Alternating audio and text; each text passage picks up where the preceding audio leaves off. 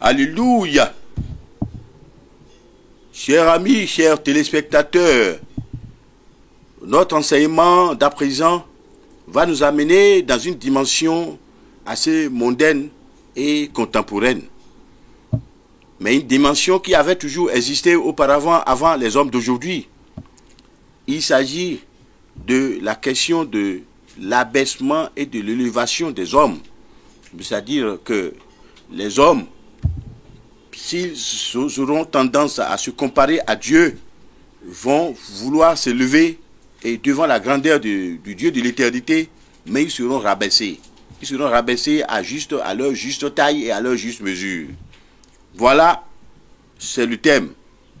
Et ce thème-là va nous conduire toujours dans l'histoire du peuple juif à ses débuts. Ben vous savez, le peuple juif avait connu trois facettes de temps dans le déroulement de son existence. D'abord,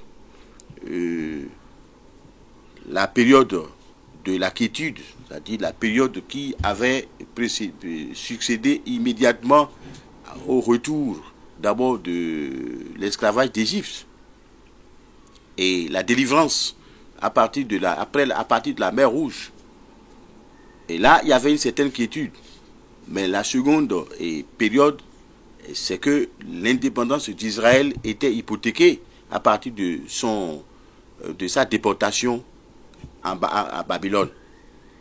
Et puis, la troisième facette de cette histoire, c'est le retour d'Israël, c'est-à-dire sur la terre de ses aïeux, c'est-à-dire d'où la reconstitution d'abord du peuple juif. Ben, cette reconstitution aura été pathétique parce que tous ceux qui étaient partis ne sont pas revenus, le peuple était dispersé d'une certaine manière. Alléluia. Ben, nous étions à l'époque de temps de la déportation. Du temps de cette déportation, Israël n'avait plus de nation. Israël était parti de sa nation. Et puis toute cette histoire s'était déroulée sur une période de 72 années. Israël était déporté parce qu'il devait devenir assujetti à la grandeur et à l'hégémonie de Nebuchadnezzar, d'une part, de Belshazzar, d'autre part, et puis des rois de Babylone dans leur succession. Écoutez, l'indépendance, ça dit, est une chose capitale, il ne faut pas la perdre. Et justement, parce que Israël a désobéi à l'Éternel, son Dieu, Dieu a permis à la main ennemie de lui faire perdre son indépendance et pour un temps. Voilà ce qui s'était passé. Alors, nous étions dans les années 618 jusqu'à 536 avant Jésus-Christ. C'est-à-dire les moments de la déportation des enfants d'Israël à Babylone. Babylone qui est même l'expression totale d'abord de l'antipode de religion vis-à-vis de Dieu. Babylone n'est pas assujetti d'abord aux coutumes d'Israël. Tout ce qui était différent d'abord du culte de Dieu, du Dieu de l'éternité, était célébré à Babylone. Babylone, c'est la négation sur le plan d'abord spirituel. Et les enfants d'Israël se sont retrouvés d'abord dans cette sphère d'époque et de place. Et voilà. Parce qu'ils étaient loin de leur Dieu, Dieu les a livrés à la main de l'ennemi, puisqu'ils ont désobéi en allant vers les idoles des autres nations. Et c'était ça, la réalité d'abord, qui les a conduits à être déchus de leur gloire, temporairement quand même, à dire sous les yeux de Dieu. Et oui, nous étions au temps du roi Nebuchadnezzar de Babylone. Et ben là, après la prise en compte des enfants d'Israël, le roi aussi, Nebuchadnezzar, s'était mis à se professer sur le chemin de l'orgueil. Parce que il commence par défier même le grand Dieu, le Dieu de l'éternité.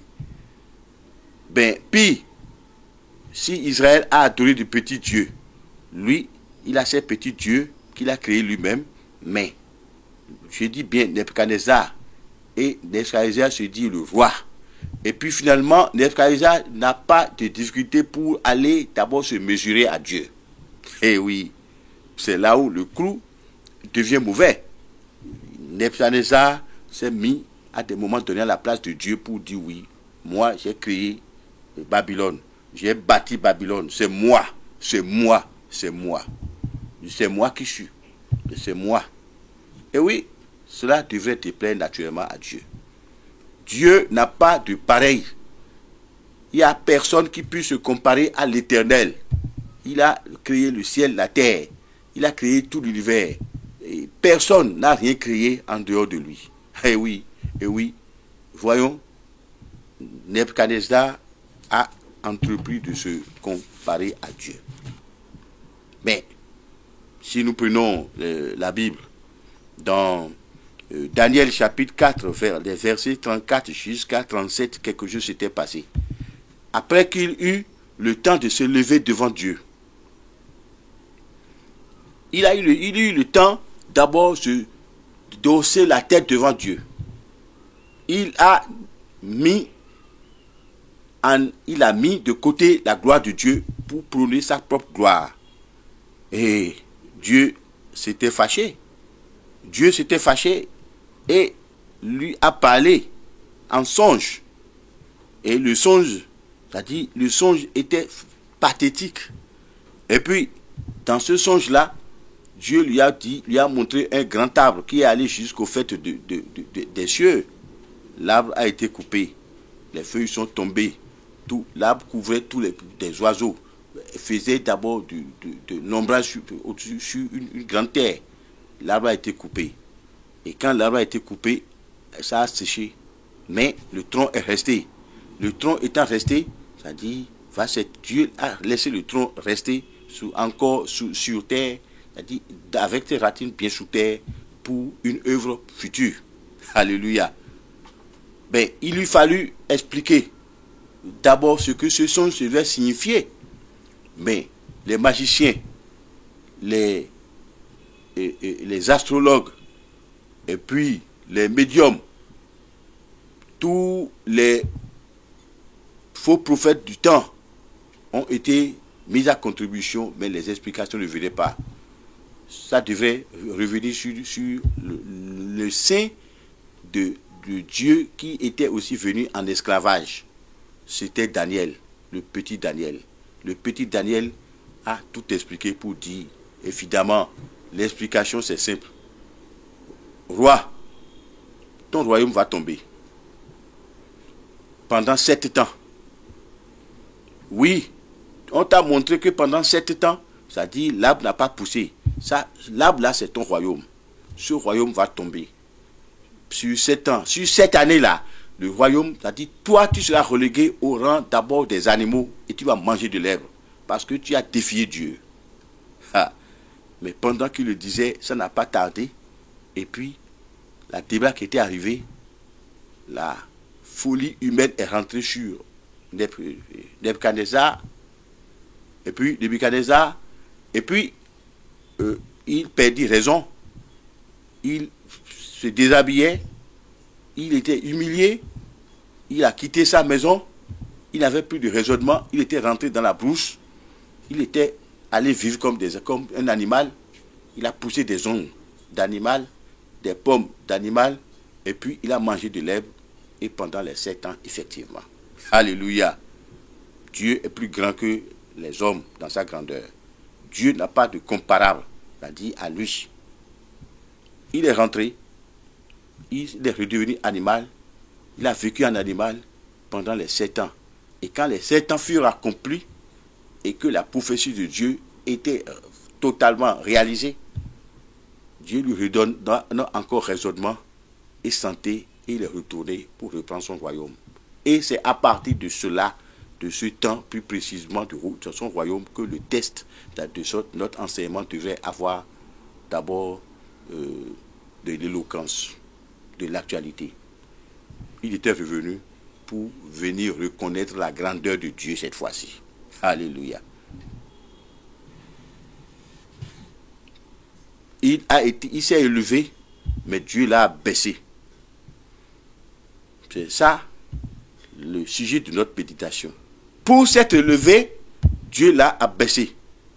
Et quand Dieu l'a abaissé, maintenant, il a reconnu la grandeur de Dieu pour de sa bouche encore professer que Dieu est le seul Dieu. Voilà.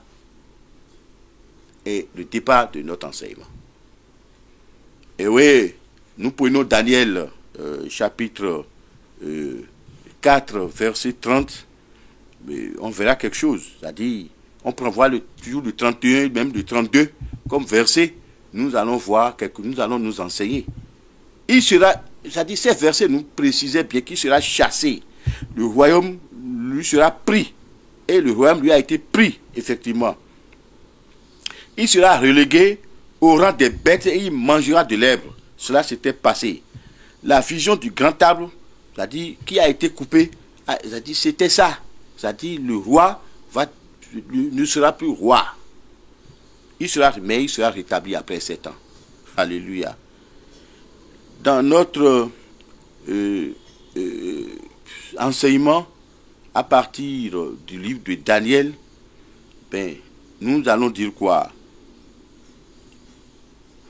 À partir du verset 34 du 4e chapitre jusqu'au 37e verset, c'est-à-dire il serait question de la renaissance de la gloire de Dieu dans l'esprit de Nebuchadnezzar. Et au point où, au verset 37 de Daniel chapitre 4, lui-même qui avait défié Dieu, s'était levé quand il a retrouvé sa royauté, pour commencer par proclamer que Dieu est Dieu et qu'il doit faire dévotion à Dieu. Il a été jusqu'à dire, je loue ta grandeur, ô grand Dieu. Moi, je loue ta grandeur, car toutes tes œuvres sont vraies et tes voix sont incomparables. Et c'est le même Nebuchadnezzar qui disait ça de sa bouche devant le peuple. Voilà, Dieu n'est pas comparable à personne. Dieu n'est comparable à personne pour qu'on le défie. Alléluia. Mais vous savez, la question de l'orgueil, ça ne date pas d'aujourd'hui. La question de l'orgueil, d'abord avilit les relations des hommes avec Dieu. Les hommes, s'ils sont orgueilleux, ils ne bénéficient de rien de Dieu. Oui. D'abord, s'ils sont orgueilleux, c'est-à-dire qu'ils seront défiés par Dieu. Voilà le cas de Nebuchadnezzar, qui a été réduit au-dessous même d'abord de la nature humaine, c'est-à-dire pour devenir, c'est-à-dire un animal. Et voilà. Mais qui toi tu es? Qui toi tu es pour défier Dieu? Bon, il y a des puissances sur la terre, mais ils n'ont aucune puissance. Il y a des intelligences sur la terre, mais quelle intelligence ils ont et que cela ne soit venu de Dieu? Mais les hommes oublient que c'est Dieu qui a la préséance sur toutes les choses de ce monde. Ils oublient que Dieu a la préséance sur eux. Ils sont là dans leur réflexion. Ils sont là dans leur positionnement. Ils sont là dans leur connaissance. Ils sont là d'abord dans la puissance de leurs mains. Mais ils oublient que tout ce qu'ils sont en train d'être ou qu'ils possèdent ne vient que de Dieu. Alors là, s'ils dénient Dieu, s'ils défient Dieu, Dieu va les ignorer et les rabaisser. D'abord, de l'élévation humaine, cela veut dire qu'on doit encore venir à la déchéance. Ça là, c'est la réalité, c'est-à-dire qui ne se retrouvera nulle part en dehors de la grandeur de Dieu. Alléluia. Mais vous savez, au jour où Jésus-Christ était dans son ministère terrestre, pour 3 ans seulement, il a enseigné beaucoup de choses. Il a polarisé d'abord le monde. Il a mis une tâche indélébile sur le monde et ses connaissances. Mais Jésus-Christ, mais quand les pharisiens faisaient de la fausse religion, des religions basées sur l'orgueil, mais Christ leur a parlé. Mais Christ a été clair. Il dit, mais les pharisiens et les scribes sont assis dans la chair de Moïse. Ouais, ils sont des prêtres, ils sont les grands, ils sont les dirigeants du peuple. Mais ils ne connaissent rien de Dieu, ils sont trop orgueilleux. C'est-à-dire, ils font tout par orgueil, ils font tout pour être vus des hommes. Mais là, le deuxième test de notre enseignement, c'est-à-dire qui est allé en Matthieu 23, et plus précisément des versets 3 jusqu'à 12, d'abord, est assez éloquent pour nous entretenir. Et voyons par exemple, à partir du verset 5, et c'est-à-dire, Christ dit, les pharisiens, ils font tout pour être vus des hommes. Tout ce qu'ils font dans leur culte, c'est pour que les hommes les voient. Ils oublient même que, c'est-à-dire, le culte devait être rendu à Dieu. Et à cause de leur orgueil, de leur vantardise, Dieu les a ignorés, c'est-à-dire pour aller placer son apostolat d'abord parmi les gens les plus humbles, les gens du peuple. Mais vous voyez, il y avait de grands pharisiens. Mais est-ce que vous avez entendu que le nom d'un seul pharisien, c'est-à-dire était inscrit comme ayant travaillé pour l'essor de l'évangile sur le plan universel? Mais vous savez, Pierre n'était qu'un pécheur. Mais son nom est resté dans l'histoire incontournable de l'humanité. Et Jean, un gars du peuple, son nom est resté. Mais aucun pharisien, aucun scribe, d'abord du temps de Jésus-Christ, n'a eu son nom inscrit dans le livre de vie, d'abord pour avoir professé le ministère divin. Alléluia. Ils ont fait toutes leurs œuvres pour être vus des hommes. Mais au verset 5, mais ils font tout, le Christ a dit, ils font tout pour qu'on les remarque. Mais dans les synagogues, là où on doit adorer Dieu, ils sont aux premières places. C'est eux qu'on voit d'abord. Ils ignorent le peuple de Dieu. Et voilà, ça dit, mais le Christ est allé jusqu'à dire que sur les places publiques, c'est eux qui aiment se faire appeler rabbi, maître. Mais alors que personne ne doit être, ça dit, sur la terre, personne ne doit être sur la terre, se faire déclarer maître pour être adoré à la place de Dieu. Les gens s'agenouillent pour eux. Mais Christ a été jusqu'à dire au Matthieu 23, verset 8, quelque chose. Il a été clair. Il dit, ne vous faites pas appeler maître sur la terre. Bon, les grands titres, c'est parmi eux.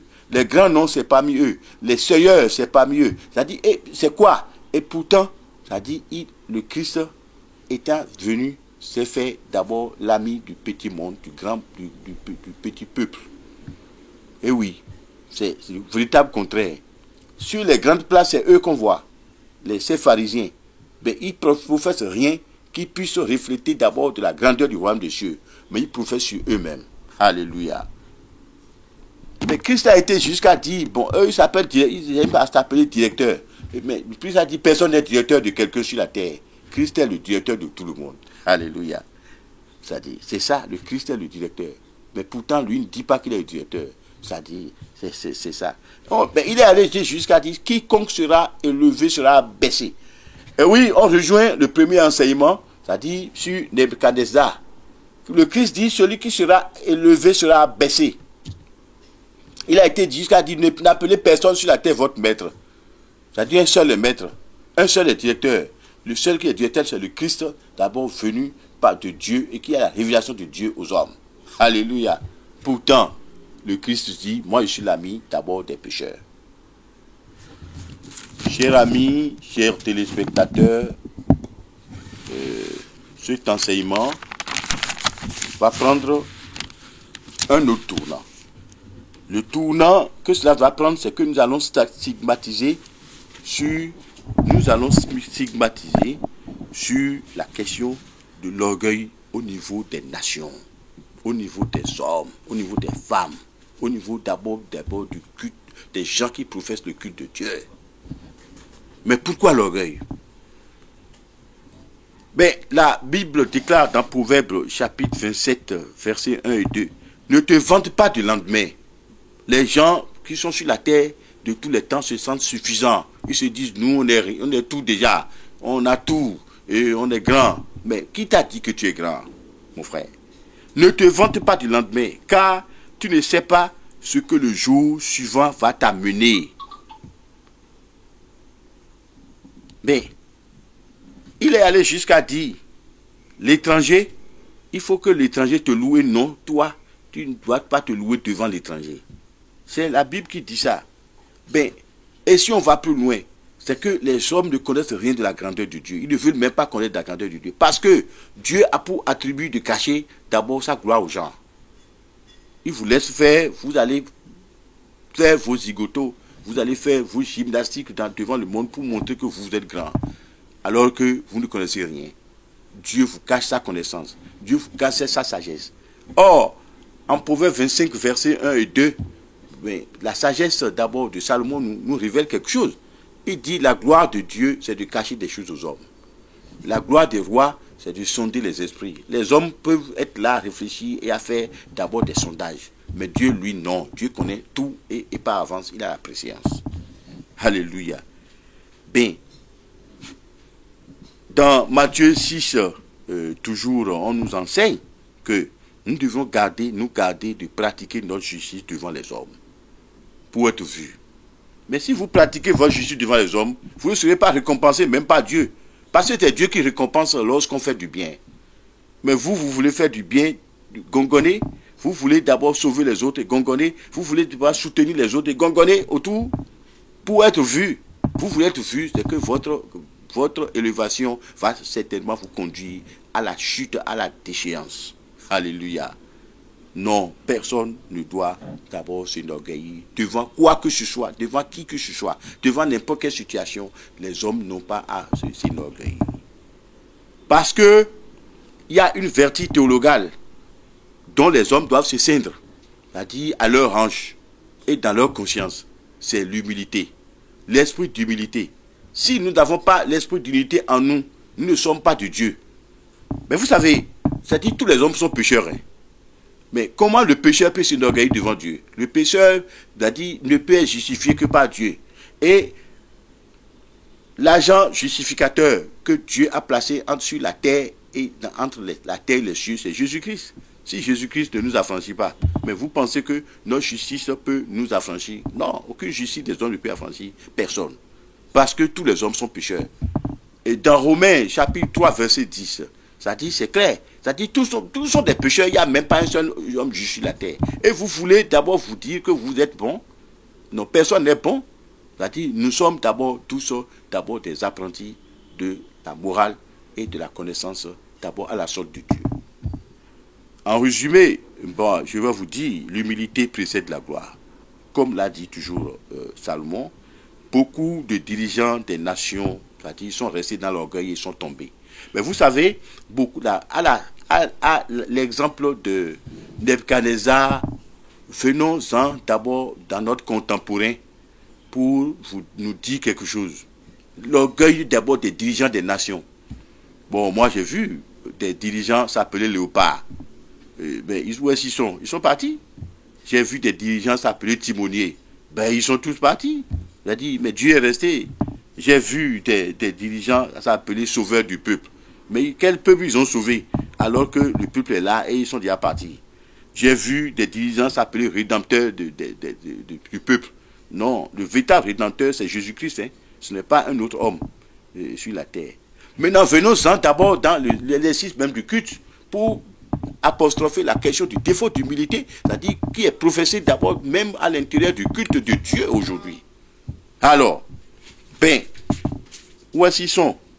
Ces messieurs qui se disent, nous sommes des prophètes. Qui te dit que tu es prophète? C'est-à-dire grand docteur. Qui te dit que tu es ce grand docteur-là? Mais tu es un serviteur de Dieu. Tu as un ministère que Dieu t'a confié. Mais tu te donnes des titres. Et quels sont ces titres que tu vas continuer de te donner? Tu ne vas pas donner des titres des titres ne sont pas au-dessus de Dieu, mon ami, mon frère. Non, ce n'est pas ça. C'est-à-dire les hommes de Dieu doivent se remettre en cause pour se dire, bon, que c'est Dieu qui a la préséance. Beaucoup de gens disent, oui, bon, le révérend puissamment loin de Dieu. Mais qui t'a dit que toi tu es loin de Dieu? C'est Dieu qui sait comment il t'a loin. Et aujourd'hui, tu es là à professer que tu es le surintendant de Dieu. Mais non, c'est-à-dire, non, il faut que ça cesse, les amis. C'est-à-dire, Dieu est au-dessus des hommes. Dieu a la préséance d'abord dans l'ordre des choses et des êtres. D'abord, Dieu, personne n'était présent quand Dieu, c'est-à-dire pour voir Dieu se créer. Mais Dieu est d'abord l'alpha, il est l'oméga. Il est d'abord le summum de tout ce qui existe d'abord dans l'univers. Il est le summum et il est l'initiateur, il est le créateur.